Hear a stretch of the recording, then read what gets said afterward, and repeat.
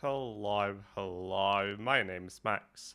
This channel's called Maxis, and on this channel, I'll as always try to, you know, tap into different expressions that I want to get the hang of, that I want to incorporate or integrate into my active speech.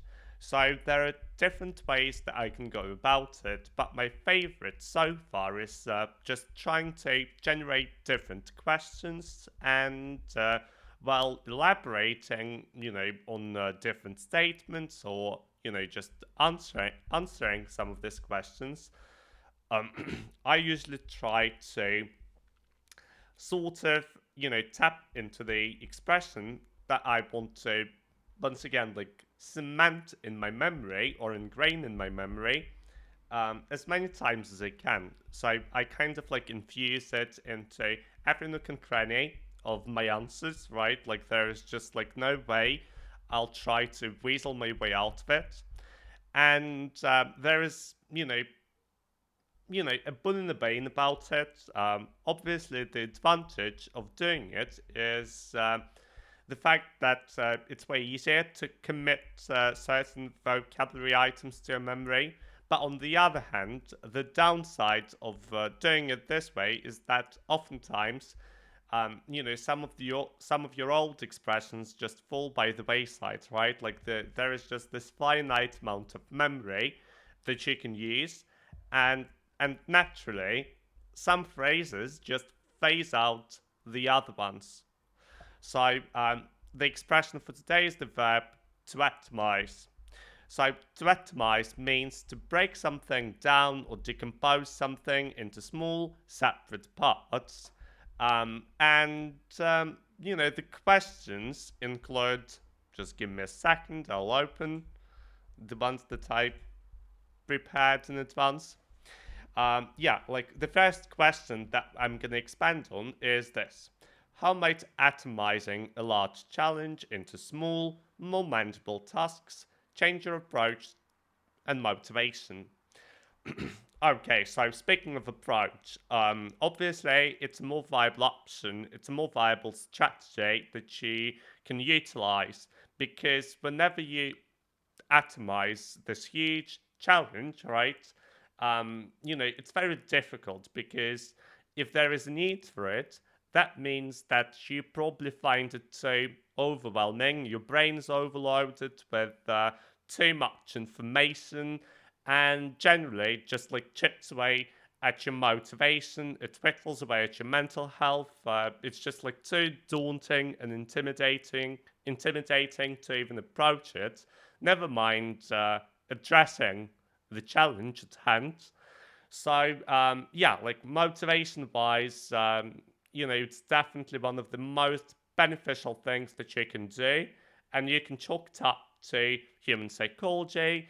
You can probably put it down to some managerial techniques that are being used these days that are quite popular. But yeah, like generally the atomization of huge um, what would you say like pile of work into more like doable chunks is the best way to yeah to tackle any challenge that comes your way. Let's put it this way. Okay, so the second question is this. In what ways do we atomize our attention in daily life, and how does this impact our sense of focus and fulfillment? We oftentimes atomize our attention almost unbeknownst to us, if I might say so, because we are inundated with too much information. Some of it stems from, just mobile apps and websites, be it TikTok, Instagram, YouTube, you name it, right?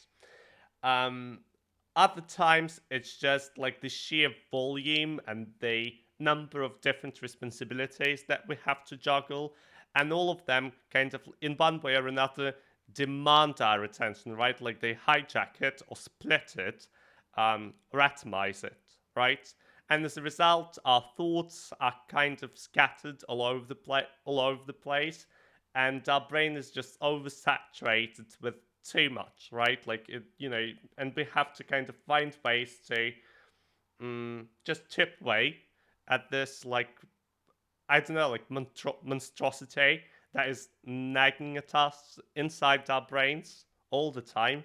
That's why meditation, for instance, is on the rise. That's why, if you have a sedentary job, it's vital for you to offset all this like mental stress that is being induced by your work via like physical exercises. I mean, that's not to say that if you, I don't know, like a sedentary worker, you have to, I don't know, like do something extremely like taxing or strenuous and whatnot. Just like try to balance out everything, right? Um, okay, and the last question for today is this. Can atomizing a community or group into isolated individuals strengthen or weaken its overall cohesion, and why? Okay, atomizing community. To me, it's a no-brainer if I'm being honest with you.